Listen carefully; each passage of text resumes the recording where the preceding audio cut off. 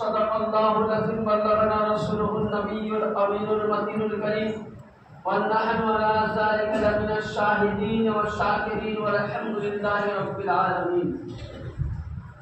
ऐ मुसलमानों सुन के ये नफीसा नफ्स पुरानी है, ऐ मुसलमानों सुनते ये नफीसा नफ्स पुरानी है, अज़मत इस्लाम मुसलमान सिर्फ कुर्बानी में है। समस्त प्रशंसा प्रशंसित करुणामय সেই মহান আল্লাহ পাকের নিমিত্তে যিনি এক দ্বিতীয় ওয়াহদাহু লা শারীকা লাহ, তিনি আমাদের সকলকে পবিত্র জিলহজ চাঁদের 9 তারিখের জুমার দিনে পবিত্র ইয়াউমুন নাহারের দিন আমরা উপস্থিত হতে পেরেছি, তাই আল্লাহর দরবারে শুকরিয়া আদায় করি। চলে চলে ভক্তি ভরে প্রাণ খুলে মন খুলে বলুন আলহামদুলিল্লাহ। তারপরে পরে আপনার আমার তথা বিশ্বের নবী আকাই নামদার তাজদার মদিনী আহমদ মুস্তাফা মুহাম্মদ রাসূলুল্লাহ সাল্লাল্লাহু আলাইহি সাল্লামের প্রতি আলে নবী আলে রাসূল আওলাদে ইব্রাহিম আলাইহিস সালামের প্রতি শত শত দরুদ সালাম বর্ষিত হোক অর্পিত হোক। সকলে বলেন আল্লাহুম্মা সাল্লি আলা সাইয়্যিদিনা মাওলানা ওয়া নবিয়িনা ওয়া শাফিয়িনা মুহাম্মদ ওয়া আলা আলি সাইয়্যিদিনা মাওলানা মুহাম্মাদিন বারিক ওয়া সাল্লিম সালাতু ওয়া সালাম আলাইকা ইয়া রাসূলুল্লাহ। মহান আল্লাহ পাকের পবিত্র কালামুল্লাহ থেকে মহাগ্রন্থ থেকে আয়াতে কারিমা তেলাওয়াত করেছি। আল্লাহ পাক বলেন ওয়া আত্তাখাযাল্লাহু ইব্রাহিমা খলিলা, নিশ্চয়ই ইব্রাহিম আলাইহিস সালাম আল্লাহর প্রিয়তম খলিল মানে বন্ধু পাদোস, আল্লাহর প্রিয়তম দোস্ত এবং তিনার খুব নিকট। আমরা সকলেই জানি, বলার কিছু নাই যে আগামীকাল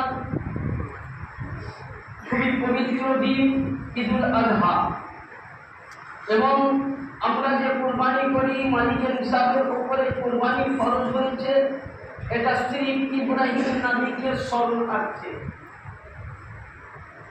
মালিকের হিসাবের প্রতি ইব্রাহিম নবীর স্মরণার্থে সংক্ষিপ্ত আলোচনা করি। মহান আল্লাহ পাক ইব্রাহিম আলাইহিস সালামের প্রথম বিবাহ হয় হযরত সাইয়্যিদা সারা রাদিয়াল্লাহু তাআলা আনহার সঙ্গে। যখন সারার বাগান থেকে কোন সন্তান পাননি, তখন দ্বিতীয় বিয়ে করেন হযরত সাইয়্যিদা হাজেরা। ইব্রাহিম আলাইহিস সালামের যখন বয়স পেরিয়ে গেছে বাবা হওয়ার,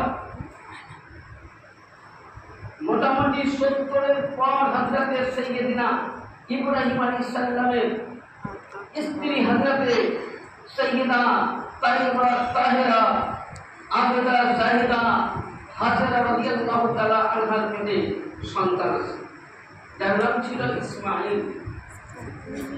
কিছুদিন পরে হযরত সারার পেটে আল্লাহ বাচ্চা দিয়েছেন, যার নাম ছিল হযরত সাইয়্যিদিনা ইসহাক আলাইহিস সালাম।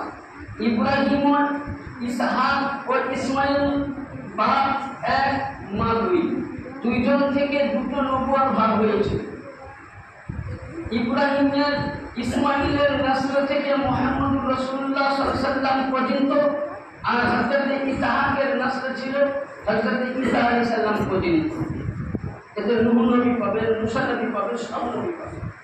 তাই আল্লাহ পাক সাইয়্যিদিনা ইব্রাহিম পয়গম্বরকে সন্তান দিলেন।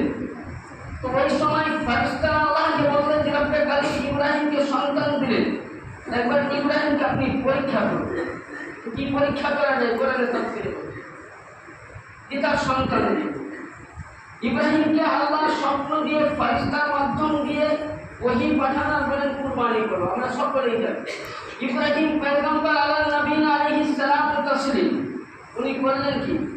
আল্লাহর হুকুম উনি পালন করেছেন, এবং উনি 8ই জিলহিজ্জা সমস্ত যখন হুকুম আসছে আর কিছু না যাওয়ার মতন, আল্লাহ বললেন তোমার সবচাইতে প্রাণ প্রিয় জিনিসটাকে আল্লাহর গায়ে চাভা করো। তো ওই সময় যে সময় আল্লাহর হুকুম হয়েছিল, সাফা মারওয়ার পাহাড়ের মধ্যে কোনো বস্তি ছিল না, মানুষ ছিল না, সেই সময় ইসমাইল নবীর বয়স ছিল মুসলিমে 31 দিন। আল্লাহর হুকুমে হযরতে হাজরা ইসমাইলকে রেখে আসলেন এবং ওই সময় হযরতে হাজরা যখন পানি সে খাবার সে স্তনে দুধ নাই, ইসমাইল পানির জন্য বেকার। হযরতে হাজরা রাদিয়াল্লাহু তাআলা আনহা সাফা পাহাড়ের মধ্যে দাঁড়িয়ে গেলেন, দূর থেকে নজর করছেন মারওয়া বারুন চর, মনে হয় পানি আছে। উনি চক্কর দিতে লাগলেন, মারওয়ার দিকে গেলেন, আবার সাফা দিকে দেখছেন মনে হয় পানি আছে, কিন্তু না দোস্ত পানি নাই, বারুন চর। এইভাবে 7টা চক্কর দিয়েছিলেন। আজ অবধি হযরতে হাজিরার সুন্নাত প্রতিটা হাজির জন্য বলেছে ইন্না সাফা ওয়াল মারওয়াতা মিন শাইরিল্লাহ ফামান হাজ্জাল বাইতি আও ইতাবিয়া ফালা জুনাহা। এই হাজিও হজ করতে আসার পূর্বে হাজিরার সুন্নাত তোমাদেরকে আদায় করতে হবে। 7 চক্কর লাগা হাজিদের সুন্নাত এবং হাজিরার শরণার্থীর জন্য।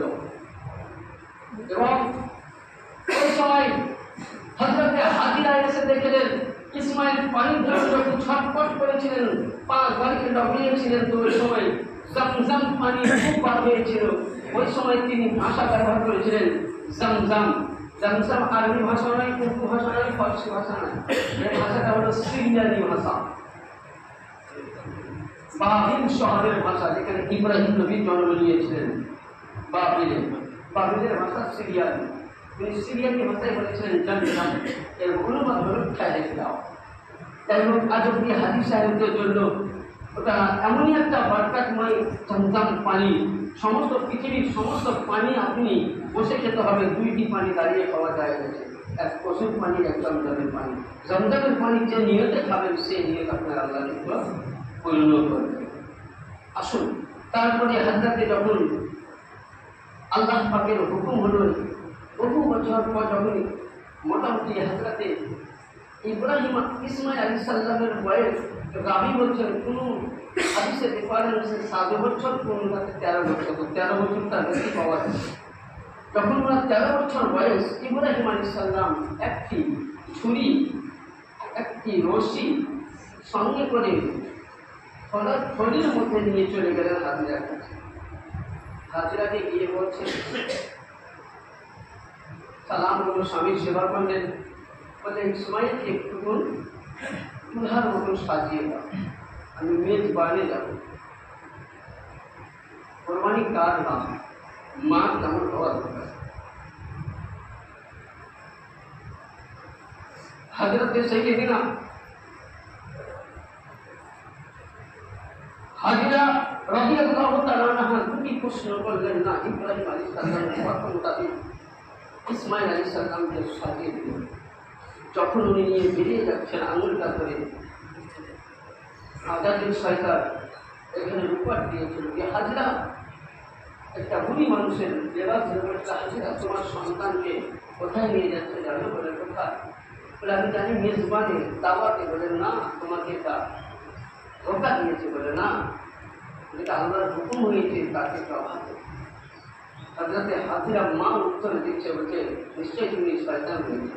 বলছে এইরকম ইসমাইলকে ইসলামের জন্য যদি আল্লাহ প্রয়োজন হয়, আর এরকম হাজিরার গর্ভে যদি শত ইসমাইল আল্লাহ দান করে, আমি আল্লাহর হুকুমে হাসি মুখে তাকে কোরবানি করে দেব। হলো মা।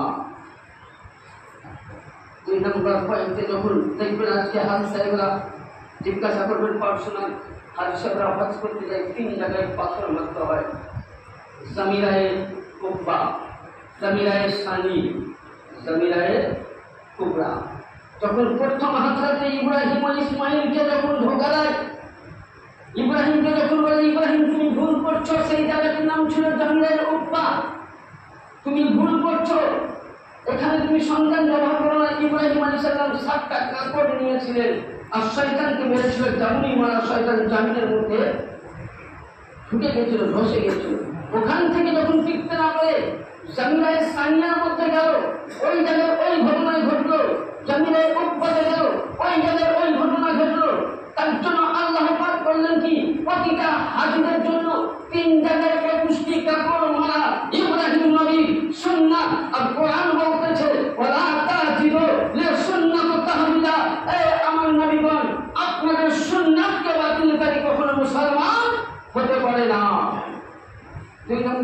অসংখ্যার পরে সাইয়েদনা ইব্রাহিম পয়গম্বর নিজের ছেলেকে যখন সব জায়গায় নিয়ে যাওয়ার পর ওই ছেলেকে মিনা বাজারের মধ্যে যেখানে হাজিরা কালকে কোরবানি দিয়েছে, হাজি সাহেবরা হজ করতে গিয়ে ওখানে ইব্রাহিম আলাইহিস সালাম নিজের ছেলেকে সামনে রাখছে আর বলছে, বেটা তোমার সঙ্গে আমার একটা কথা ছিল। ইসমাইলের বলতে বুঝতে পারি না, উনি বাচ্চাও হলে কিন্তু উনি একজন নবী বা রাসূল, উনি একজন পয়গম্বর। তিনি বলছেন এদিকে ইনি বেটা, ইনার বাপ, ইনি নবী এবং আল্লাহর হুকুম। তিনি বলছেন ক্বালা ইয়া বুনাইয়া আবি আরা ফিল মানামি, বেটা ইসমাইল আমি রাতের মধ্যে জিবরিল আমিনের কাছ থেকে ওহী পেয়েছি। রাতের মধ্যে কি ওহী পেয়েছেন আব্বাজান? ইন্নী আযবাহুকা ফানজুর, আমি তোমাকে মিনা বাজারে জবাই করছি। বলুন সুবহানাল্লাহ। হযরত সাইয়েদনা ইসমাইল আলাইহিস সালাম আপনি আমি হলে চলে যেতাম, ওই রকম বাপ করে ছেড়ে দিত যে আল্লাহর ওয়াহদানিয়ত পালন করতে যাব না, কিন্তু বুকের মধ্যে অন্তরের মধ্যে ছেলের মোহব্বত, এদিকে রয়েছে আল্লাহর হুকুমত। বলছেন বেটা ক্বালা ইয়া বুনাইয়া ইন্নী আরানি ফিল মানামি আনতা আযবাহুকা, বেটা আমি তোমার স্বপ্ন দেখেছি জবাই করছি।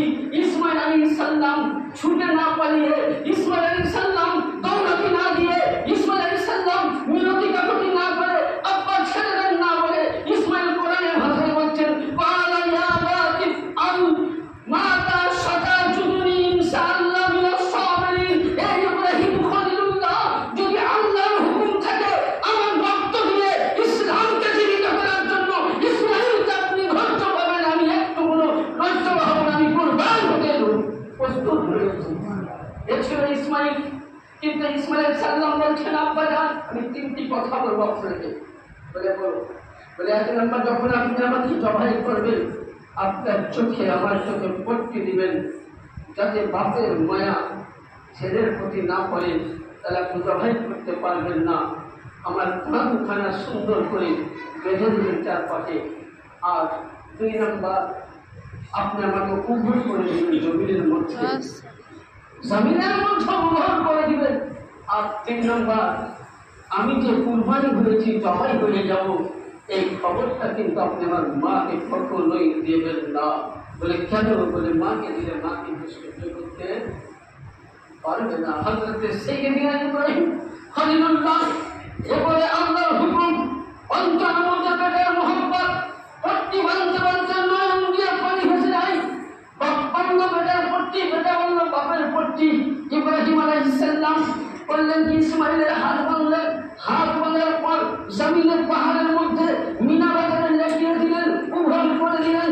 ছুরি খানা নিয়ে যেমন ঘষটাকে লাগলেন, তো সুবহানাল্লাহ ঘষ কাটতেছে কিন্তু ছুরি কাটতেছে না। তার জন্য একজন বিশ্বের বাংলার সুফি সাধক কাজী নজরুল ইসলাম বাংলা ভাষায় বলেছেন, ইব্রাহিমকে বলো তুমি পুত্র কোরবান করিতে, ইসমাইলকে বলো তুমি ধৈর্য ধরে রহিতে, ফির ছুরিকে তুমি মানা করো না কাটে ইসমাইলের দান, কে পারে বুঝিতে দয়াল রহমান তোমার ঈশান। কাজী নজরুল বলছেন, হে আল্লাহ তুমি ইব্রাহিমকে বলছো জবাই করো, ইসমাইলকে বলছো বেটা ধৈর্য ধর, ছুরিকে বলছো খবরদার ইসমাইলের একটা লোম যাতে না কাটে। হযরত সাইয়েদনা ইব্রাহিম খলিলুল্লাহ ঘষটাকে লাগলেন, ছুরি পড়ে গেল, আবার হাত থেকে দিয়ে দিলেন, পাহাড় চূর্ণ হয়ে গেল। দ্বিতীয়বার আবার লাগালেন, চূর্ণ হয়ে গেল। তৃতীয়বার সে আল্লাহ পাক বলছেন, হে জিবরিল আমিন জান্নাত থেকে মিন্দাক নিয়ে যাও, জান্নাত থেকে দুম্বা নিয়ে যাও। হযরত সাইয়েদনা ইব্রাহিম আলাইহিস সালাম ছুরি ঘষটাচ্ছে, যে ছুরি পাথরের মধ্যে ফেলা মাত্র পাথর টুকরা টুকরা হয়ে যায়, যে ছুরি পাথরের মধ্যে ফেললে আগা আগা হয়, সে পাথর কিন্তু সে ছুরি কিন্তু ইব্রাহিমের ইসমাইলের রং কাটতেছে না। এমন সময় তখনই জিবরিল আমিন করলেন কি হযরত ইসমাইলকে ছুরির নিচে থেকে উঠাইয়া নিলেন, আর যেমনই দুম্বা দিলেন, যেমনই দুম্বা জবাই হলো, জবাই হওয়ার সঙ্গে সঙ্গে ইব্রাহিম হযরত জিবরিল আমিন আলাইহিস সালাম নারায়ে তাকবীরের হাত দিয়েছিলেন।